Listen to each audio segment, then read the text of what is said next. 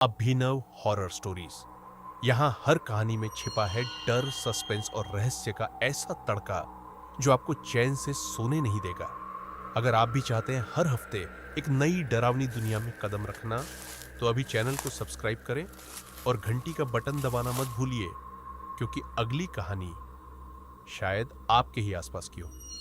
अभिनव horror stories, डर की एक नई दस्तक।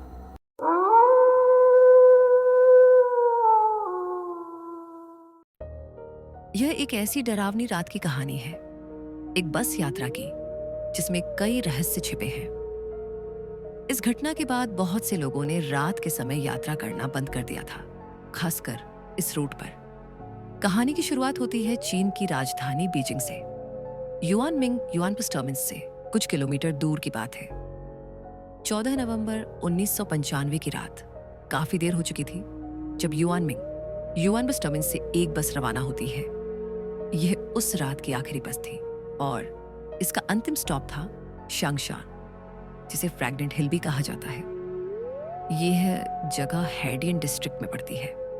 युआनमिंग युआन टर्मिनस से फ्रैग्नेंट हिल तक का सफर लगभग 16 किलोमीटर का था और इस बस का रूट नंबर था 375। जब यह आखिरी बस अपनी तय समय पर निकली तो उसमें केवल 2 लोग सवार थे, बस ड्राइवर और एक महिला कंडक्टर। कुछ दूरी तय करने के बाद जब 2-3 बस स्टॉप पार हो गए तो बस समर पैलेस नामक एक स्टॉप पर रुकी। वहां से एक बूढ़ी औरत, 20-22 साल का एक युवक और एक नवविवाहित जोड़ा बस में सवार हुआ। वो जोड़ा ड्राइवर के पीछे बैठ गया। युवक बस के दरवाजे के पास और बूढ़ी औरत युवक के पीछे वाली सीट पर बैठ गई। अब बस में कुल 6 लोग थे, ड्राइवर, महिला कंडक्टर, वह जोड़ा, युवक और बूढ़ी औरत। बस अपने गंतव्य की ओर जा रही थी और शहर के बाहरी इलाकों से गुजर रही थी। वहां एक अजीब सी शांति थी, केवल बस के इंजन की आवाज सुनाई दे रही थी। नवंबर का महीना था, इसलिए बहुत ठंड थी। कुछ और स्टॉप पार करने के बाद ड्राइवर ने 2 लोगों को अंधेरे में खड़े देखा। वे लोग बस स्टॉप से पहले सड़क के बीच में खड़े होकर हाथ हिला रहे थे। ड्राइवर पहले उन्हें नजरअंदाज करना चाहता था क्योंकि वे स्टॉप पर नहीं खड़े थे, लेकिन कंडक्टर ने कहा कि ये आखिरी बस है, इन्हें चढ़ा लो। ड्राइवर को भी दया आ गई और उसने बस रोक दी। बस का दरवाजा खुला, लेकिन वहां 2 नहीं बल्कि 3 लोग चढ़े। दोनों लोग बीच वाले शख्स को सहारा देकर अंदर ला रहे थे, जिसकी पहले किसी ने झलक नहीं देखी थी।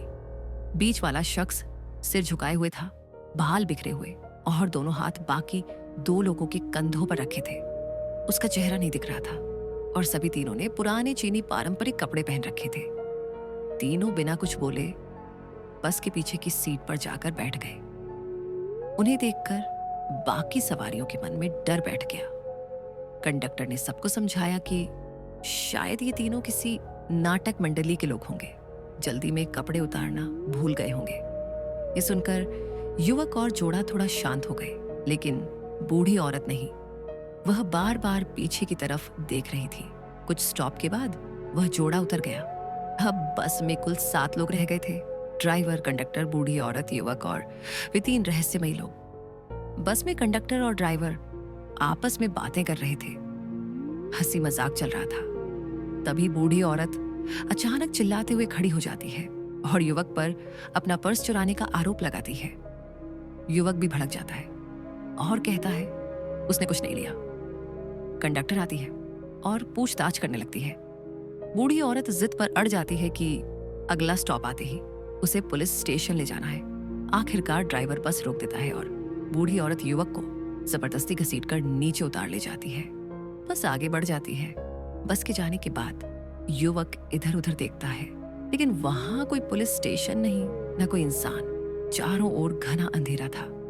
युवक गुस्से में कहता है, आपके झूठे इल्जाम के कारण मेरी आखिरी बस छूट गई। तब बूढ़ी औरत कहती है, मैं तुम्हें पुलिस के पास नहीं बल्कि मौत से बचाने लाई हूं। युवक हैरान होकर पूछता है, कैसे? बूढ़ी औरत कहती है, जो 3 लोग बस में चढ़े थे उनमें किसी के भी पैर नहीं थे। वे जमीन से ऊपर हवा में तैर रहे थे। मैं समझ गई थी कि वे इंसान नहीं हैं। ये सुनकर युवक की रूह कांप जाती है। वे दोनों सीधे पुलिस स्टेशन जाते हैं और पूरी बात बताते हैं। जब बूढ़ी औरत कहती है कि तीनों लोगों के पैर नहीं थे, तो पुलिस हंसने लगती है और उन्हें घर भेज देती है। 15 नवंबर 1995 अगली सुबह चौंकाने वाली खबर मिलती है। वह बस अपने अंतिम स्टॉप फ्रैग्नेंट हिल तक कभी पहुंची ही नहीं। ड्राइवर, कंडक्टर और बस सभी गायब थे। बस डिपो से गायब होने की रिपोर्ट दर्ज करवाई जाती है। अब पुलिस को युवक और बूढ़ी औरत की बात याद आती है और उन्हें फिर से बुलाकर पूछताछ की जाती है।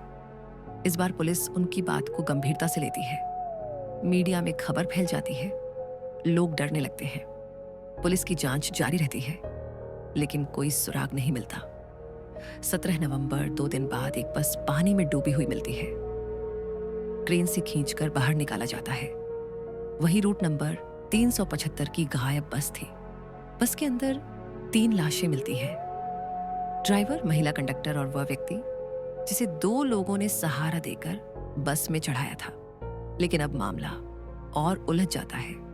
लाशें बुरी तरह सड़ चुकी थीं, जैसे कई दिनों पुरानी हो, जबकि यह सब घटना महज 2 दिन पुरानी थी। इतनी ठंड में 2 दिन में लाशों का यूं सड़ जाना संभव नहीं था।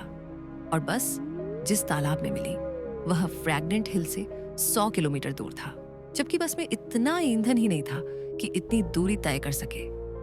और जब फ्यूल टैंक चेक किया गया, उसमें ताजा खून भरा हुआ मिला। ये बात पुलिस को और चौंका देती है। सीसीटीवी फुटेज की जांच की गई। जिस स्टॉप पर बूढ़ी औरत और युवक उतरे थे, बस वहीं तक दिखाई देती है। उसके बाद किसी भी कैमरे में वह बस नजर नहीं आई। जांच आगे बढ़ती रही, लेकिन सच्चाई आज तक सामने नहीं आ पाई। साल 2023 तक इस घटना को 27 साल से ज्यादा हो गए हैं, लेकिन आज तक इन 4 सवालों के जवाब नहीं मिले। वे 3 लोग कौन थे जो आखिरी में बस में चढ़े थे? बस के पास इतना ईंधन नहीं था, फिर वह 100 किलोमीटर दूर कैसे पहुंची? इतनी ठंड में सिर्फ 2 दिनों में लाशें इतनी सड़ कैसे गईं? जब युवक और बूढ़ी औरत उतर गए, उसके बाद बस किसी भी कैमरे में क्यों नहीं दिखी? ये रहस्य आज भी अनसुलझे है।